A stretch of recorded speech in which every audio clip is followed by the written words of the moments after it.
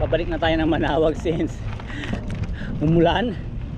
So medyo nabitin tayo kasi naka-gravel tayo, and most ng mga susunod na sector sana is dirt. Check ko sana for sure maputik dyan, ala peanut butter, ganun kalapot. So medyo mahirap maglinis ng bike, kaya dito tayo sa mahabang gravel sector. This is the Wood River coming from Asansur in season and going out or palabas ng Malokyat in Surubyo. So ito yung stone crushing facility, paggawa ng hollow blocks. So itong stretch na to maybe 3 km to 4 km haba, maybe ganun. Hindi ko pa nasusukat, pero yeah, parang ganun siya. Pero maganda siya dahil wala kang kasabay, ikaw lang, or kung may nagbabike na iba na nakaka-appreciate ng off-road riding, maganda dito dahil safe. So tatawid tayo dito sa Batakil Road.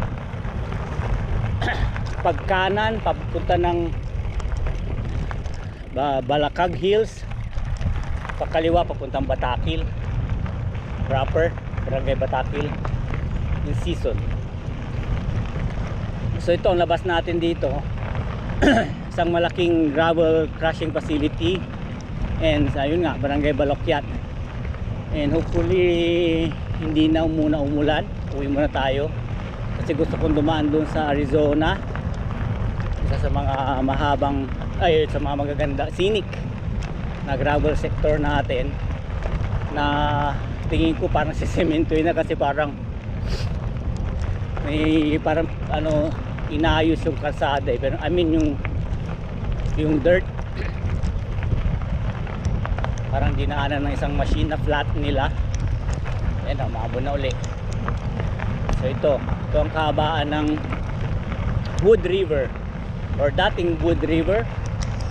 Yan, yung sa left may tubig.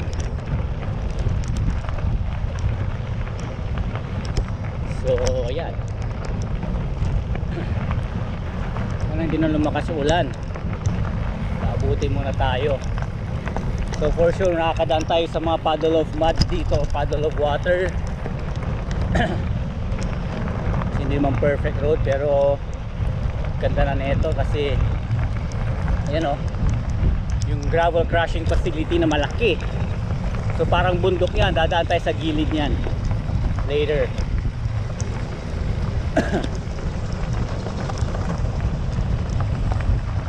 Yan laki. Kita nyo naman gravel na gravel, literal na gravel. This is where you get your gravel stones. Mga construction dyan, mga nag-garden, landscaping. So back to Wood River tayo. So malalim dyan sa baba. So akyat tayo dito sa may facility, then bababa din tayo para hindi na tayo tatawid doon sa malalim. Ayan, lumalakas ang ulan. Kailangan ko munang i-plastic yung aking phone. Ayan.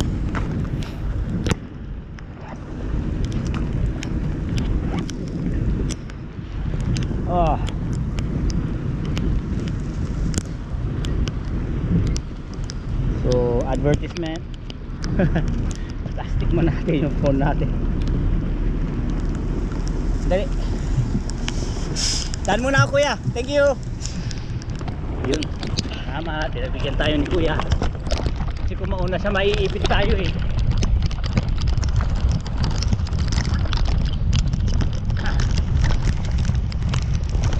Ayan na, lumakas na. Wala tayong masisilungan dito.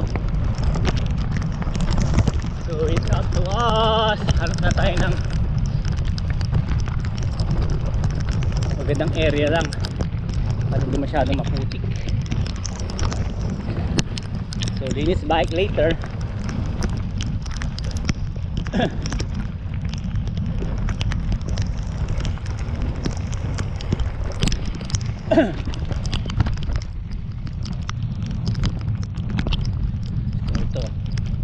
kaliwa nilagyan na ng fence. Dati doon lang yung fence, oh, doon sa yung para akasya. Ewan ko paano nila nabili itong property. This is Wood River. Ewan ko kung nabili yan, kung bakit nila kinifence or I don't know. Maganda dito guys pagka gusto nyo mag gravel ride dito sa banda namin, Eastern Pangasinan, Central to Eastern, and hilly pa, lalo na doon sa may bandang San Jacinto season. Maraming hilly sections dyan. It will test your climbing skills for mga pansure riders. Perfect for gravel race. Kaya soon makapag gravel race tayo. At lang tayo ng mga sponsor natin na tutulong sa atin. Yan. So yun, hanap tayo ng daan kasi tubig to.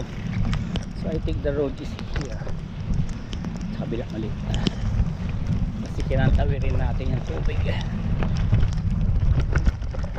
Dapat pala doon tayo sa right. Buti hindi na masyado lumakas yung ulan, pero as usual linis tayo talaga ngayon. Hindi na ako maglinis ng bike kasi hindi ko maipasok, nagagalitan ako sa bahay. Anyway, it's time for a spa itong si Bad News. Aking gravel bike is a giant revolt and I call her Bad News. Kasi nga bad news siya dahil try na sumabay sa road bikes. Hindi mo may iwan to sa road bikes, and lalo na sa akyatan. It climbs like giant TCR. Sobrang sarap iakyat, though medyo mabigat siya dahil malaki-laki itong frame ko. Perfect na sa akin. Though I can ride a smaller, parang medium size, pero mahaba na yung stem. Medyo mahirap na sa mga technical sections, hindi naman tayo pro, so perfect na rin ito. But I would like to try a medium size frame, gravel frame, naka 120 millimeter length ng stem. Aero, parang aero ang dating niya, maybe for races na talaga, na not so technical, or yeah, parang more on gravel lang, tapos konting ahon, basta hindi masyadong technical na parang mga mountain bike na yung rota niya, which is very difficult if you're using a longer stem. Para sa akin magalaw na talaga siya. Pag road okay siya, very stable. Ayun, sa right side may mga naglalaba, meron pa palang ganyan. So sa area na to talagang kung makikita nyo yung parang naipon na tubig is color green. Walang araw, halos walang araw eh, so I don't know kung contaminated na yan or what. Kasi every time dumadaan ako dito green yan, na-amaze ako dahil akala ko nagre-reflect yung mga puno. Okay, ngayon halos mahina yung araw dahil puro clouds na naambon. Maybe ewan kung anong meron dyan, iced tea, colored iced tea, flavored iced tea with some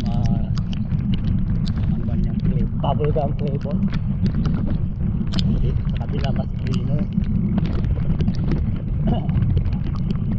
So we're approaching Barangay Malakyat na. I think Malakyat na ito. So balat na tayo lumabas dun sa kalsada. Hopefully nasabol pa yung Arizona sector. Kasi nga dirt doon eh, may dirt section doon, which is putik.